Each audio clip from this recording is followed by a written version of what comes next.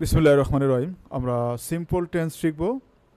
তো simple tense শেখার পরে আমরা যে বিষয়গুলো আয়ত্ত করতে পারবো, সিম্পল প্রেজেন্ট, সিম্পল পাস্ট ও সিম্পল ফিউচার টেন্সের ভার পরিবর্তন করতে পারবো। দৈনন্দিন রুটিন অর্থাৎ ডেইলি রুটিনস রিলেটেড যে ভার্বগুলো, এগুলো দিয়ে আমরা টেন্স প্যাটার্ন তৈরি করেছি। বাংলা অর্থসহ সহজে ইংলিশ স্ট্রাকচার অনুযায়ী আপনি অনুশীলন করতে পারবেন। অর্থাৎ এই লেসনটা আপনি শেখার পরে আপনি আজকে থেকে আপনি বাংলা সহকারে আপনি ইংলিশটা সুন্দরভাবে বুঝতে পারবেন এবং ইংরেজিতে শত শত সেন্টেন্স আপনি কিন্তু নিজ থেকেই বানাতে পারবেন। Let's start.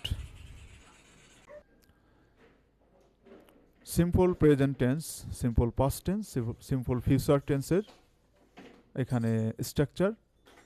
সিম্পল প্রেজেন্ট টেন্সের স্ট্রাকচার যেটা সাবজেক্ট প্লাস ভার্ব ওয়ান, অর্থাৎ ভার্বের present form, object plus extension যদি থাকে।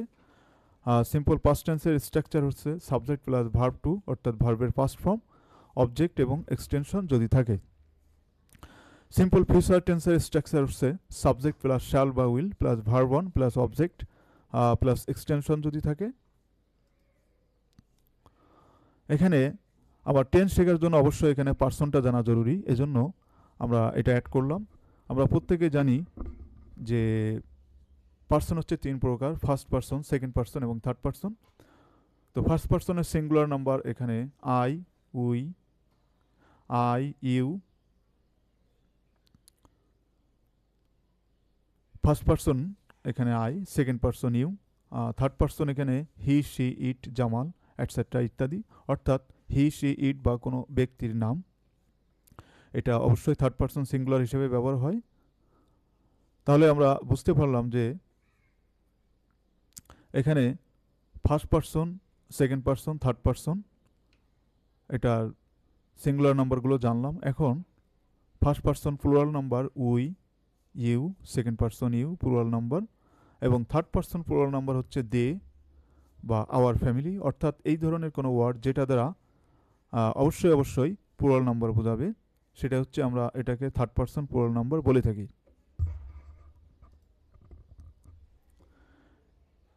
এরপরে আমরা ভোকাবুলারি বিল্ডিং, অর্থাৎ এই টেন্সে আমরা যে ভার্বগুলো ব্যবহার করেছি সেই ভার্বগুলো কিন্তু এখানে দেয়া।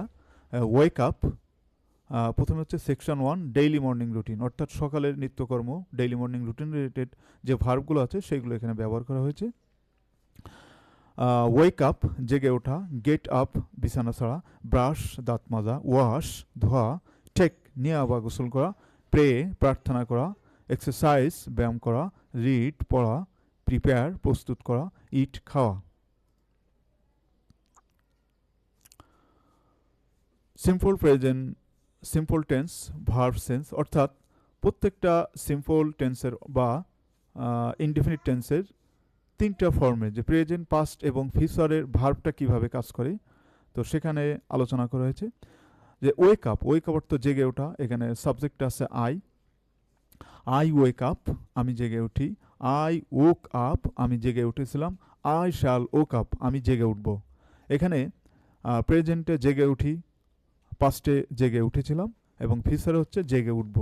তো এইভাবে কিন্তু আমরা প্র্যাকটিস করব যে জেগে উঠি, জেগে উঠেছিলাম, জেগে উঠব। এরপর সাবজেক্ট উই দিয়ে, সেকেন্ড পার্সন উই দিয়ে, গেট আপ, বিছানা ছাড়া। তো present get up, we get up, আমরা বিছানা ছাড়ি। উই গট আপ, আমরা বিছানা ছেড়েছিলাম। We shall got up, we shall get up, অর্থাৎ আমরা বিছানা ছাড়ব। তো প্রেজেন্টে এখানে হচ্ছে গেট আপ, বিছানা ছাড়ি, গট আপ, বিছানা ছেড়েছিলাম, শ্যাল গেট আপ, বিছানা ছাড়ব। ব্রাশ, দাঁত মাজা, সাবজেক্ট এখানে ইউ। ইউ ব্রাশ, তুমি দাঁত মাজো। ইউ ব্রাশড, তুমি দাঁত মেজেছিলে। ইউ উইল ব্রাশ, অর্থাৎ তুমি দাঁত মাজবে। তাহলে দাঁত মাজো, দাঁত মেজেছিলে, দাঁত মাজবে। এখানে সাবজেক্ট দে, ভার্ব এখানে ওয়াশ আছে, ওয়াশ মানে ধোয়া। দে ওয়াশ, তারা ধোয়। দে ওয়াশড, তারা ধুয়েছিল। দে উইল ওয়াশ, তারা ধোবে। ওকে। প্রিপেয়ার, এখানে ভার্ব প্রস্তুত করা। আওয়ার ফ্যামিলি প্রিপেয়ার, আমাদের পরিবার প্রস্তুত করে। আওয়ার ফ্যামিলি প্রিপেয়ার্ড, আমাদের পরিবার প্রস্তুত করেছিল। আওয়ার ফ্যামিলি উইল প্রিপেয়ার, আমাদের পরিবার প্রস্তুত করবে। তো এখানে তিনটা ফর্ম কিন্তু এভাবে আমরা শিখব, যে প্রস্তুত করা, প্রস্তুত করেছিল, প্রস্তুত করবে। প্রেজেন্ট, পাস্ট এবং ফিউচার এভাবেই কিন্তু কাজ করে। প্লে, খেলা করা। হি প্লেস, সে খেলা করে।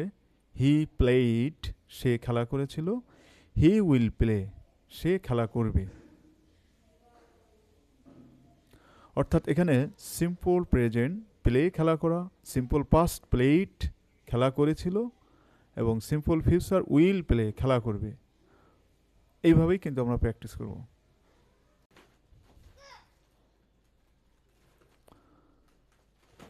এখানে শি দিয়ে ভার্ব প্রে, প্রে প্রার্থনা করা। শি সাবজেক্ট, শি প্রেজ, সে প্রার্থনা করে। শি প্রেইড, সে প্রার্থনা করেছিল। শি উইল প্রে, সে প্রার্থনা করবে। অর্থাৎ প্রেজেন্ট বলি তখন প্রার্থনা করে, পাস্ট যখন বলবো তখন প্রার্থনা করেছিল, এবং ফিউচার সিম্পল যখন বলবো যে প্রার্থনা করবে। এখানে কোনো ব্যক্তির নাম দিয়ে তাইফ, যেমন এক্সারসাইজ, ব্যায়াম করা। তাইফ এক্সারসাইজেস, তাইফ ব্যায়াম করে। তাইফ এক্সারসাইজড, তাইফ ব্যায়াম করেছিল। তাইফ উইল এক্সারসাইজ, অর্থাৎ তাইফ ব্যায়াম করবে। অর্থাৎ প্রত্যেকটা ভার্ব যখন আমরা ব্যবহার করব বা প্র্যাকটিস করব, তখন কিন্তু সিম্পল প্রেজেন্ট বললে এভাবে আমরা প্র্যাকটিস করব, সিম্পল পাস্ট, সিম্পল ফিউচার, ঠিক এইভাবেই কিন্তু আমরা প্র্যাকটিস করব।